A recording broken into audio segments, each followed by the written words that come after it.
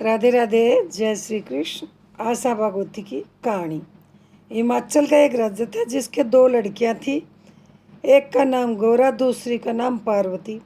एक दिन राजा ने अपने दोनों लड़कियों को बुलाकर पूछा, तुम किसके बाग का खाती हो? तब पार्वती जी बोली, मैं अपने बाग का खाती हूँ। और गौरा बोली कि मैं आपके बाग का खाती हूँ। राजा ने ब्राह्मण को बुलाकर कहा कि पार्वती जी के लिए भिखारी वर ढूंढो और गौरा के लिए राजा वर ढूंढना। जब ब्राह्मण ने गौरा को सुंदर राजकुमार को दिया और पार्वती जी बूढ़े भिखारी का वेश भरकर शिव जी बैठे थे उनको दिया।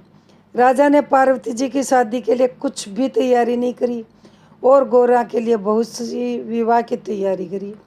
जब गौरा की बारात आई तो बारात की बहुत खातिरदारी करी और बहुत धूमधाम से शादी करी। परंतु जब पार्वती की बारात आई तो कुछ भी नहीं किया और कन्यादान दे दिया। शिव जी पार्वती जी को कैलाश पर्वत पर लेके चले गए। जब पार्वती जी जाने लगी तो जहाँ पर पांव रखती वहीं से धूप जल जाती। शिव जी ने पंडितों को बुलाकर पूछा कि क्या दोष है कि जहाँ भी पार्वती जी पैर रखती हैं वहीं से धूप जल जाती है। तब पंडित बोले, पार्वती जी की भाभियाँ आशा भागवती का व्रत करती थी, उन्होंने अपने पियर में जाकर उद्यापन कर दिया, ये भी अपने पियर जाकर उद्यापन करे तब इसका दोष मिटे। शिव जी बोले, हम वहाँ खूब धूमधाम से चलकर व्रत का उद्यापन करा देंगे, नहीं तो उनको क्या पता चलेगा कि पार्वती जी इतनी सुखी हैं।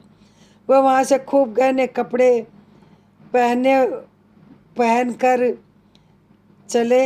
रास्ते में एक राजा की रानी के बच्चा होने वाला था। वह बहुत परेशान थी और भीड़ इकट्ठी हो रही थी। पार्वती जी ने पूछा, इतनी भीड़ क्यों है? लोगों ने उन्हें सब बातें बता दी। तब पार्वती जी शिव जी से बोली, मेरी तो कोख बांध दो। शिव जी ने बहुत मना किया परंतु उन्होंने जिद पकड़ ली। शिव जी बोले कि औरत की हट बहुत खराब होती है। आगे गए तो एक गाय के बछड़ा हो रहा था तो वो भी बड़ी दुख पा रही थी। अब तो पार्वती जी और भी विचलित हो गई और बोली, महाराज मुझे तो कोई बच्चा नहीं चाहिए, मेरी तो कुख बांध दो। अब पार्वती जी के हट के आगे शिव जी महाराज हार गए। बोले, पार्वती जी पछताओगी यदि कोख बंधवाओगी तो? पार्वती जी बोली, ना मैं नहीं पछताऊंगी, आप मेरी कोख बांध दो।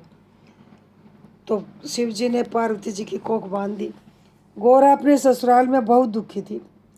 पार्वती जी जब अपने पियर गई तो किसी ने नहीं पहचाना। तब पार्वती जी ने अपना नाम बताया तो देखकर बहुत खुश हुए। उनके पिता ने पूछा, तू किसके बाग का खाती है? तब पार्वती जी बोली, मैं अपने बाग का खाती हूँ, तभी तो इतनी खुश हूँ। वहाँ उसकी भाभी आशा भागवती के व्रत का उद्यापन कर रही थी। तब पार्वती जी बोली कि मेरे उद्यापन की तो तैयारी नहीं है, नहीं तो मैं भी उद्यापन कर देती। तब भाभियाँ बोली, तुम्हारे किस चीज़ की कमी है?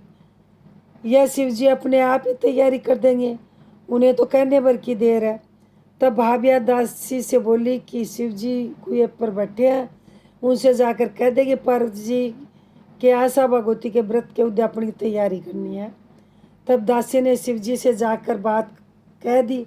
शिव जी ने एक अंगूठी दे दी और कहा कि इससे जो भी मांगोगे मिल जाएगा। दासी ने वह अंगूठी लेकर पार्वती जी को दे दी। पार्वती जी ने ठीक तरह से तैयारी कर ली। 8 सुहाग पिटारी बनाई, 8 तिल मंगवाई, 8 गहने, 8 पोली, 8 नथ, सुहाड़ी, चूड़ा, लाल नाल, डाली, रोड़ी, मेहंदी, सिंदूर, काजल, टिक्की, सिस्सा, सुहाग की सभी चीज़ें उसमें डाल दी। एक सुहाग पिटारी सासू जी को देने के लिए अलग से तैयार कर ली। तब भाभियाँ बोली कि हमें तो 8 महीने से तैयारी कर रहे थे तब भी इतनी तैयारी नहीं हुई और इसने थोड़ी सी देर में इतनी तैयारी कर ली। शिव जी ने पार्वती जी से कहा कि अब घर चलो। तब ससुर ने शिव जी को जीमने के लिए बुलाया तो शिव जी खूब गहने पहनकर और छोटा सा रूप बनाकर बड़ी धूमधाम से जीमने गए। सब लोग बोले कि पार्वती जी तो भिखारी ढूंढकर शादी करी थी, परंतु पार्वती जी अपने भाग से खूब राज कर रही है। शिव जी जीमने लगे तो सारा खाना खत्म कर दिया। पार्वती जी जीमने लगी तो कुछ भी नहीं बचा, सिर्फ एक सब्जी उबली हुई पड़ी थी, उसका एक पिंडा बना हुआ लड्डू बनाया हुआ रखा था, वो पार्वती जी ने खाया और ठंडा पानी पीकर वहाँ से चलने लगी। रास्ते में खूब गर्मी लगी, वह एक पेड़ के नीचे बैठ गई। तब शिव जी ने पूछा, तुम क्या खा कर आए हो? तो पार्वती जी बोली, जो तुमने खाया वही मैंने खाया। पार्वती जी सब जानते थे कि शिव जी हंसने लगे, बोले, तुम तो सब्जी और पानी पीकर आई थी। पार्वती जी बोली कि आपने तो मेरा पर्दा खोल दिया, लेकिन किसी और का पर्दा मत खोलना।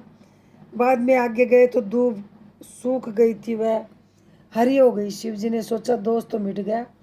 पर पार्वती जी बोली, महाराज अब मेरी कोख को खोल दो। शिव जी बोले, अब कैसे खोलूं?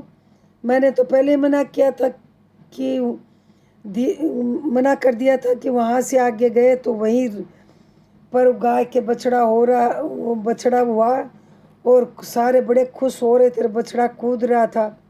अब पार्वती जी फिर बोली, महाराज मेरी कोख खोल दो। शिव जी ने कहा, मैंने तुझे पहले ही कहा था कि कोख नहीं खुलेगी। अब वो और आगे गए, और आगे गए तो रानी कुआं पूजने जा रही थी। पार्वती जी ने पूछा कि महाराज ये क्या है? शिव जी बोले, यह वही रानी है जो दुख पा रही थी, अब इसके लड़का हो गया इसलिए कुआं पूजन हो रहा है। पार्वती जी बोली, महाराज मेरी तो कोख खोल दो। तब शिव जी बोले, मैंने तो पहले ही कहा था कि कोख मत बंधवाओ, लेकिन तुमने जिद कर ली थी। तब जादू से सारी चीज़ें निकाल कर गणेश जी बनाए। तो पार्वती जी ने बहुत सारे नेकचार किए और कुआं पूजन किया। और पार्वती जी बोली कि मैं तो सुहाग बांटूंगी। सारे देश में शोर मच गया, पार्वती जी सुहाग बांट रही हैं, जिसको लेना हो ले लो। साधारण मनुष्य तो दौड़ दौड़ कर सुहाग ले आए, परंतु ब्राह्मणी, वैश्य और की स्त्रियां सुहाग लेने देर से पहुंची, क्योंकि जो जाटनी थी, जो चमारी थी, जो कुमारी थी, वो ना सजी ना दजी, वो तो ऐसे ही जाके भाग के पहले सुहाग ले आई। और ब्राह्मण बड़ियों की औरतें सज दजने में टाइम लगा दिया, और उस सजने दजने में उनको देर हो गई। जब वो पार्वती जी के पास पहुंची तो पार्वती जी बोली, मैंने तो सारा सुहाग बांट दिया। शिव जी बोले, इनको तो सुहाग देना पड़ेगा। पार्वती जी ने नाखूनों में से मेहंदी निकाली, मांग में से सिंदूर दिया, और बिंदी में से रोड़ी, आंखों में से काजल और चिटली आंगली का छिट्टा दिया और उन्हें सुहाग दिया। वह सारी नगरी में जय जयकार हो गई। पार्वती जी ने सबको सुहाग दिया। इस व्रत का उद्यापन को कुंवारी लड़कियां ही करती हैं, लेकिन आजकल लड़कियां पढ़ने लिखने में टाइम होता है तो शादी के बाद करते हैं। अब ये कुंवारी लड़कियां नहीं करती, शादी के बाद सुहागन ही करती हैं। और इसके बाद विनायक जी की कहानी। एक मेंढक था, एक मेंढकी थी, सरोवर के किनारे रहते थे। मेंढकी कहती, जय गणेश काटो कलेश, जय गणेश काटो कलेश। मेंढक ने मारी कुट्टी, पराय पुरुष का नाम लेते तो मेरा नाम लिया कर। महाराज विनायक जी को दयाएंगे तो सदा सुख पाएंगे। ऊपर से बोले मेंढक, मेंढक मन में बोले, जय गणेश काटो कलेश, जय गणेश काटो कलेश। एक जल्दबाज आई, घड़े में भर के लेगी, मेंढक की तरफ ठंडा पानी, मेंढक की तरफ गर्म पानी। मेंढकी बजले, क्या बजती थी, आज यदि मेरा कष्ट कटे तो मैं भी पूरी जिंदगी बजूंगा। बोली, महाराज बोलो, जय गणेश काटो कलेश, जय गणेश काटो कलेश। दो नाडियाँ लड़ते हैं, मटके के लात के मारी मटका टूट गया। मेंढक मेंढकी सरोवर के किनारे जाके बैठ गए। हे महाराज, उनका कष्ट काटा, सबका काटिए, कहते सुनते हो कारा बढ़ते, आपने सारे परिवार के काटिए। ये आशा भगवती व्रत अन्न धन सुहाग भाग देता है, घर में संपन्नता आती है, अटल सुहाग अमर सुहाग मिलता है, पुत्र पौत्र की वृद्धि होती है। ओम नमः शिवाय। जय माँ पार्वती।